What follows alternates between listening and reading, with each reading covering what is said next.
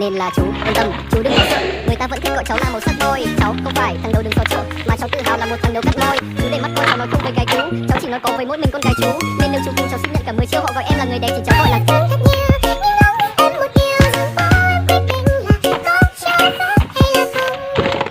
Nên là chú yên tâm, chú đừng có sợ. Người ta vẫn thích gọi cháu là màu sắc thôi. Cháu không phải thằng đầu đừng xó chợ, mà cháu tự hào là một thằng đầu cắt môi. Chú để mắt coi cháu nói không với gái cú, cháu chỉ nói có với mỗi mình con gái chú. Nên nếu chú tin cháu xin nhận cả 10 chiêu, họ gọi em là người đẹp thì cháu gọi là vẫn không ai xưng bằng.